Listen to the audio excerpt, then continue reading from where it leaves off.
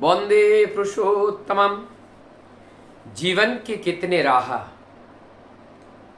जब हम साधारणता रास्ते पे चलते चलते जाते हैं, तब जब मोड़ आती हैं, उस मोड़ में वो रास्ता कटता हुआ 2 या 3 साइडों से दिखाई देता है।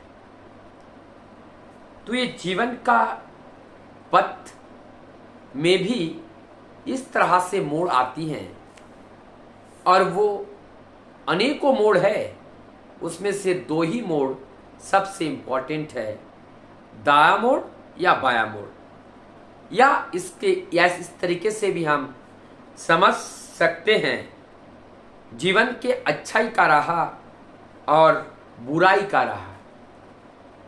हम अगर बुराई की राह को चयन कर लेते हैं, जीवन में बुराई की राह को चयन कर लेते हैं, शुरुआत में अत्यंत सहज सरल और क्षणिक आनंद की अनुभूति होती है। और वो बुराई का राह क्या है? जुआ खेलना, शराब पीना, तंबाकू मादक द्रव्य का सेवन करना, गलत आचरण करना, माता पिता गुरु गुरुजनों का अनादर करना, अपने आसपास या परिवार के लोगों के साथ सत व्यवहार का ना रखना। तो ये सब बुराई का राह है। इस राह में चलकर हम क्षणिक आनंद तो उपभोग कर सकते हैं, लेकिन धीरे धीरे हम अपने आप को ही खो देते हैं। तब क्या होता है? ना तो हमें किसी को प्यार करने का मन करता है, ना तो अपने आप को प्यार करने का मन करता है। तब क्या होते हैं? ये जीवन अच्छा नहीं लगता है, ये जीवन बुरा लगता है। और इस तरह से बुराई की राह को अवलंबन करने वाले व्यक्ति या बुराई की राह को आत्मसात करके चलने वाले व्यक्ति मछली की तरह वो जाल में फंसता चला जाता है, और इस तरह से फंसता है, फट जाता है। बाद में उनके पास कोई रास्ता शेष नहीं रहता है, एकमात्र मृत्यु के अलावा। तब वो क्या करते हैं? या तो जहर खा लेते हैं, या तो फांसी लगा लेते हैं, या तो अपने आप को खो देते हैं, आत्महत्या कर लेते हैं किसी ना किसी रूप में। तब कब हुआ? कब एक व्यक्ति आत्महत्या करते हैं? जीवन के वास्तविक राह को छोड़कर शॉर्टकट अपनाने का प्रयास करते हैं, और शॉर्टकट में जो संतुष्टि या अल्प समय के अंदर जीवन की ऊंचाइयों तक पहुंचने का जो निष्फल प्रयास करते हैं, इस प्रयास जीवन को अंधकार की ओर धकेलता है, और जीवन ऐसी राह, ऐसे मोड़ पर जाकर के खड़ी हो जाती हैं। वहां से इस जीवन को बचाना बड़ा कठिन होता है। इसलिए जीवन की राह शॉर्टकट कभी भी अपनाना नहीं चाहिए। शॉर्टकट अपने जीवन की वास्तविकता से बहुत दूरी बना के रखता है।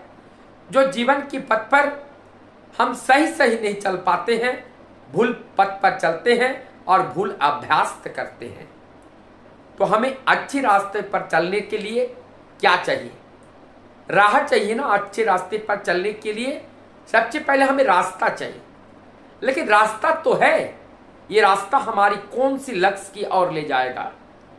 तो सबसे पहले हमारा लक्ष्य निर्धारण होना चाहिए कि हम क्या करना चाहते हैं। तो हमारी इस लक्ष्य निर्धारण के बिना अगर हम यात्रा करते हैं, समय को बिताते हैं, तो हमारा ये समय बेकार जाता है। और ये जो अच्छी राह पे चलने के लिए हमें जो प्रेरणा मिलती है, वो प्रेरणा साधारणता हमें हमारी जैसे किसी व्यक्ति, कोई हमारी कॉलीग या हमारे कोई मित्र बंधु बांधव, हमारी माता पिता भाई बहन, हमारे आत्मीय परिजन, परिवेश के लोग, कोई भी हो सकता है, उनसे हमें प्रेरणा मिलती है। लेकिन यहाँ पर प्रेरणा 2 प्रकार के हैं, एक नकारात्मक प्रेरणा, एक सकारात्मक प्रेरणा। जब हम सकारात्मक प्रेरणा को समझ लेते हैं अर्थात हम सत्य की राह पर चलने का प्रयास करते हैं, तो वो प्रेरणा हमें सत्य पथ पर चलने वाले मनुष्य के माध्यम से मिलने लगता है। और जब इस तरह से हम उस राह को चुनते हैं, हमारे मन की विचार या भाव बनता है, तभी हमारी जो एक अनुसंधित्सु जो हमारे अंदर एक भावनाएं हैं, एक खोज है, वो खोज निश्चित रूप से हमारी चाहत के अनुरूप वो खोज होती हैं। और अंततः हम उस सत्य व्यक्ति को, अच्छा आचरण वाले व्यक्ति को हम पकड़ पाते हैं और अच्छे आचरण वाले व्यक्ति के साथ हम संगति कर पाते हैं और उनके आचरण से हमें वो प्रेरणा मिलती है। और एक प्रेरणा मिलती है संपूर्ण जगत में जो प्रभु ने सृष्टि करके रखा है, ये जो प्रकृति है, प्रकृति में पेड़ पौधे, नदी नाले, पहाड़ पर्वत, ये सब एक एक टीचर है, एक एक देवता है, क्योंकि निरंतर ये लोग हमारे जीवन में सहयोगी हैं, हमें देती रहती हैं। सूर्य हमें प्रकाश देती है, झरना हमें पानी दे रही है और पेड़ पौधे हमें स्वच्छ वायु प्रदान कर रही हैं, लकड़ी दे रही हैं, फल दे रहे हैं और पुष्प दे रहे हैं, ऐसे अनेक औषधियाँ दे रही हैं, इसलिए अनेक चीज़ हमें दे रही हैं। इसलिए वो देवता है, इसलिए वो देवता है, वो सब पूजनीय हैं, वो परम श्रद्धेय हैं। और जब ऐसी राह को जब हम चुन लेते हैं, प्रकृति को जब हम अपने गुरु मान लेते हैं, प्रकृति को जब अपने जीवन साथी बना लेते हैं और प्रकृति के आचरण को जब हमारी व्यक्तिगत आचरण में उनको परिवर्तित करने का प्रयास करते हैं, ये सोच करके कि एक फलदार वृक्ष के नीचे कोई व्यक्ति जाता है, उस फल को तोड़कर खाता है, कभी भी वो पेड़ नहीं कहता है तुम चाहे गरीब हो, चाहे अमीर हो, चाहे लुंगड़े हो, चाहे लंगड़े हो, चाहे आपके पास पैसे हो, चाहे आप पैसे ना हो, कुछ भी हो, आपको कुछ प्रत्युत्तर वो नहीं करती हैं। लेकिन वहाँ पर अगर हम होते तो हम क्या करते? हम वहाँ पर्सनैलिटी करते, हम वहाँ पे एक पक्षपाती करते, और ये पक्षपाती यहाँ पर नहीं है। तो प्रकृति से हमें सीखना है, हमें क्या सीखना है?